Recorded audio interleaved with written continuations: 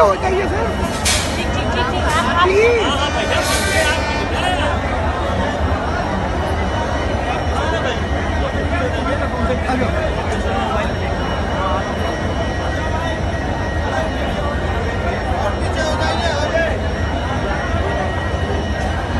नरेंद्र मोदी जिंदाबाद। भाई भाई भाई उठने दो, जो भी पीछे उठने दो। भैया और पीछे हो जाए, और पीछे हो जाएंगे, और पीछे हो जाए भैया, पीछे हो जाओ, पीछे ट्रेन से।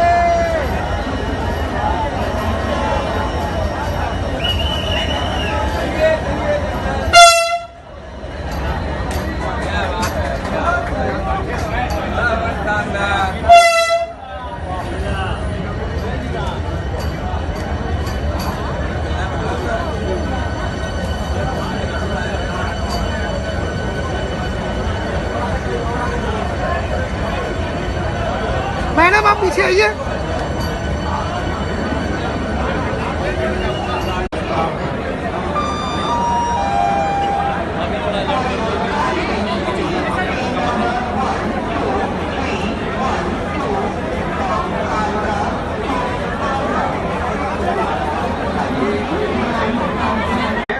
लेकिन एक दिन माननीय प्रधानमंत्री जी से जब मुझसे उन्होंने इलाहाबाद के बारे में पूछा तो मैंने उनसे सबसे इलाहाबाद रेल के बारे में मैंने कहा।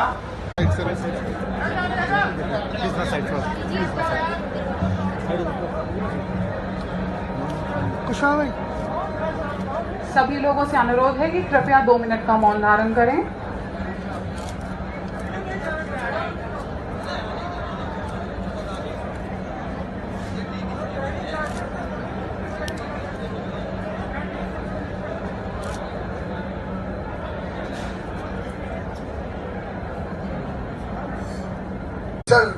निर्माण होंगे।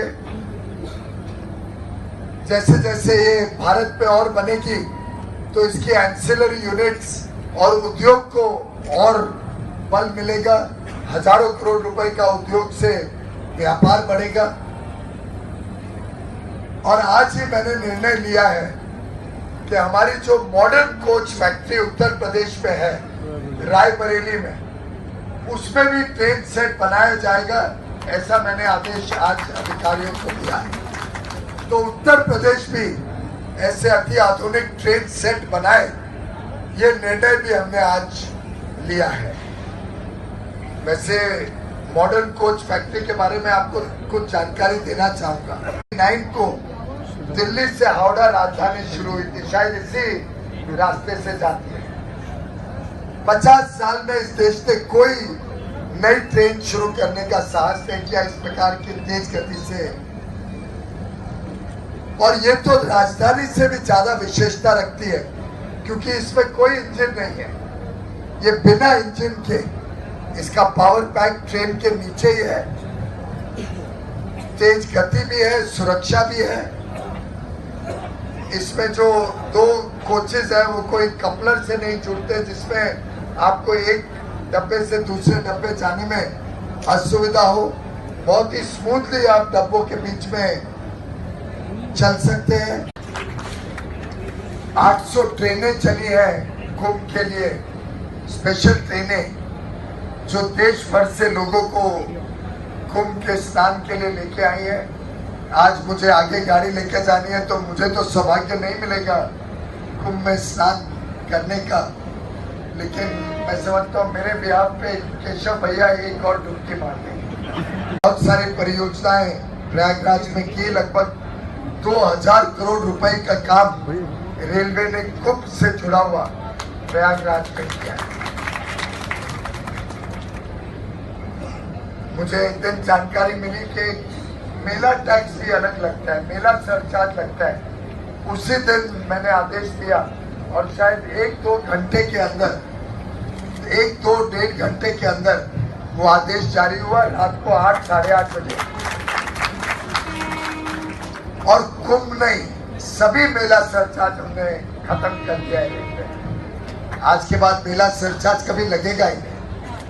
का परम बलिदान व्यर्थ नहीं जाने दिया जाएगा। और जैसा माननीय प्रधानमंत्री जी ने सुबह कहा, देश के सीमाओं पर हमारे जवान, हमारे सेवक कर्मी जो तैनात हैं, वो इसका मुंह तोड़ जवाब देंगे। ये इस देश को पूरा विश्वास होना चाहिए, किसी भी प्रकार के आतंकवादी हमले को ये देश सहन नहीं करेगा, उसका कड़ा मुकाबला करेगा, कड़ा जवाब देगा। लेकिन साथ ही साथ हम सब देशवासी चाहे सीमा पे ना जा पाए, लेकिन हम सब भी अपना कर्तव्य का पालन करेंगे। ये जब कायर लोग आतंकवादी हमले करते हैं तो उनका निशाना तो हम सब पूरे देश के 130 करोड़ देशवासी हैं।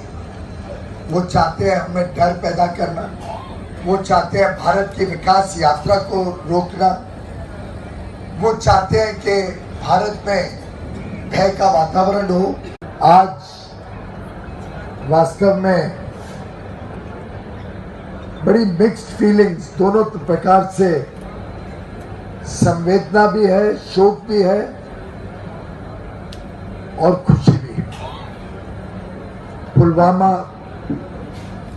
के कायरतापूर्ण हमले में शहीद हुए सीआरपीएफ के बहादुर जवानों पर पूरा देश शोकग्रस्त है। ये ट्रेन सेट जो अभी आपने देखा, ये ट्रेन सेट खुद डिजाइन किया भारत में, खुद उसका निर्माण किया इंटीग्रल कोच फैक्ट्री चेन्नई में। और ये पहला एक प्रतीक के रूप में पहली ट्रेन सेट आज दिल्ली से चल के कानपुर प्रयागराज होते बनारस जा रही है। ये अपने आप में अति आधुनिक सुविधाओं से यात्रियों का सफर सुगम बनाती है, सुरक्षित बनाती है, तेज रफ्तार गति देती है। उत्तर प्रदेश की आर्थिक राजधानी कानपुर पहुंची। कानपुर तो वास्तव में देश की आजादी की लड़ाई में भी उसका बहुत प्रमुख स्थान रहा। 1857 की लड़ाई में कानपुर का एक महत्वपूर्ण योगदान था। अब प्रयागराज पहुंची है, जो वास्तव में आज के दिन पूरे विश्व की चर्चा में है। कुंभ का मेला 4 मार्च तक चलेगा और अपने आप में एक बहुत ही महत्वपूर्ण क्षेत्र है। महेश कुमार यादव जी जो यहीं से कार्यरत थे सीआरपीएफ में, उनके परिवार को मैं अपना गहरा शोक व्यक्त करता हूं। आज वास्तव में बड़ी मिक्स्ड फीलिंग्स, दोनों प्रकार से संवेदना भी है, शोक भी है और खुशी भी है। पुलवामा के कायरतापूर्ण हमले में शहीद हुए सीआरपीएफ के बहादुर जवानों पर पूरा देश शोकग्रस्त है। उप मुख्यमंत्री केशव प्रसाद मौर्य जी, मेरे मित्र सिद्धार्थनाथ सिंह जी, मेरी बड़ी बहन डॉक्टर रीटा बहुगुणा जोशी जी,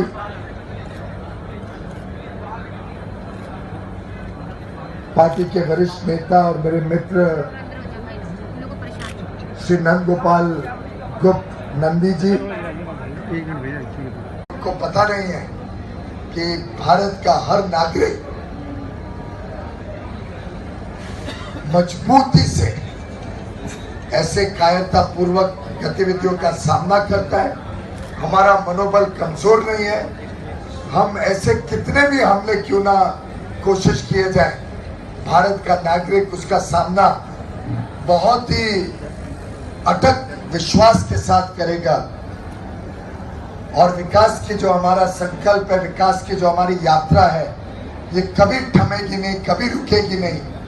हम सब विकास और प्रगति, अमन और शांति चाहते हैं और उसमें हम कभी पीछे नहीं हटेंगे। और उसी के एक प्रतीक के रूप में आज ये वंदे भारत एक्सप्रेस दिल्ली से सुबह रवाना हुई। आध्यात्म का भी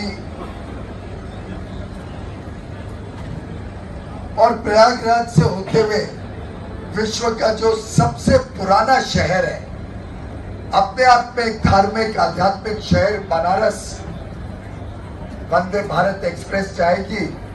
रोज सुबह 6 बजे के करीब दिल्ली से निकल के 2 बजे के आसपास बनारस पहुंचेगी और शाम का सफर बनारस से शुरू करके फिर प्रयागराज, कानपुर होते हुए नई दिल्ली, हफ्ते में 5 बार ये सफर वंदे भारत एक्सप्रेस करेंगे। एक अति आधुनिक ट्रेन सेट जिसमें कोई इंजन नहीं है। आपने अभी अभी देखा, पहले जो बनती थी आगे इंजन लगती थी, पीछे इंजन लगती थी, एक एक कोच को कपलर से जोड़ा जाता था। ऐसी ट्रेनें भारत में कई वर्षों से,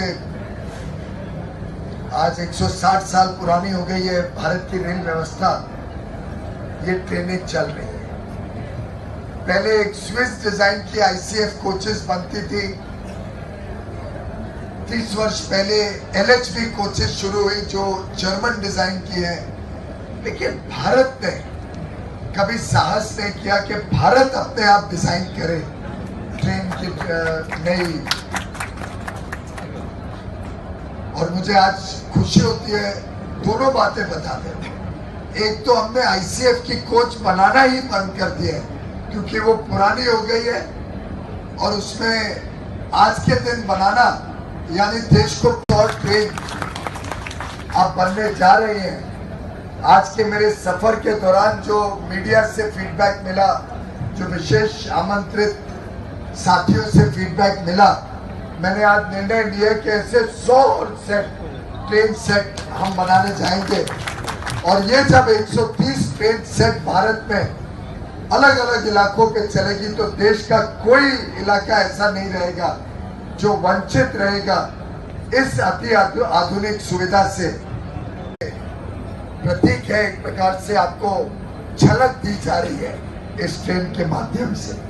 और सबसे अच्छी खुशी की बात है कि अगर हम विदेश से ट्रेन लाते तो जो खर्च करते उससे आधे खर्च में भारत में बनाई गई है।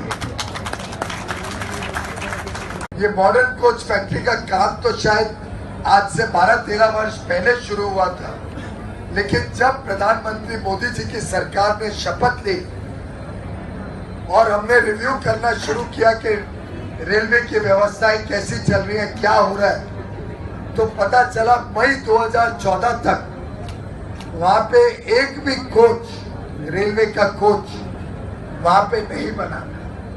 कपूरथला या चेन्नई से कोच बन के आते थे, खोखा कोच यहाँ पे आता था और यहाँ पे सिर्फ पेंट और कीले मारने का काम होता था, सीट्स लगाई जाती थी, ऊपरी काम सिर्फ रायबरेली में होता था। और मात्र को 200-300 कोचेस ऐसे पेंट और टचअप करके और कील ठोक के बताए गए कि यहाँ से बने हैं। मोदी जी नाराज हुए। मोदी जी ने कहा इतनी सारी मशीनें यहाँ पे चल रही हैं, लगी है, चल क्यों नहीं रही, ये सिर्फ ऊपरी काम क्यों हो रहा है। और आप सबको जान के खुशी होगी कि रायबरेली में पहला कोच अगस्त 2014 में बन के निकला और उसके बाद इतनी तेज गति से वहां पे निर्माण हो रहे हैं मॉडर्न एलएचबी कोचेस का। और वहां की क्षमता 1000 कोच की है। 1000 कोच बनाने की क्षमता है मॉडर्न कोच फैक्ट्री रायबरेली। आप सब भली 1000 की क्षमता वाली फैक्ट्री अगर 500-600 कोच बना ले तो बड़ी संतुष्टि होती है कि हाँ भी बहुत अच्छी चल रही है ये फैक्ट्री। प्रधानमंत्री मोदी जी को इस प्रकार का काम पसंद नहीं। ये मॉडर्न कोच फैक्ट्री जिसने अगस्त 2014 मात्र 4-4.5 साल पहले पहला कोच बनाया था, इसने पिछले वर्ष 711 कोच बनाए। 711 कोच। माननीय प्रधानमंत्री जी ने आदेश दिया और यही है रफ्तार माननीय प्रधानमंत्री नरेंद्र मोदी जी के काम करने का ढंग ऐसा है। उन्होंने कहा 711 कोच तो पिछले वर्ष बने थे, इस वर्ष कितने कोच बनाओगे? हमने कहा साहब 1000 कोच बनाने की क्षमता है इस फैक्ट्री की।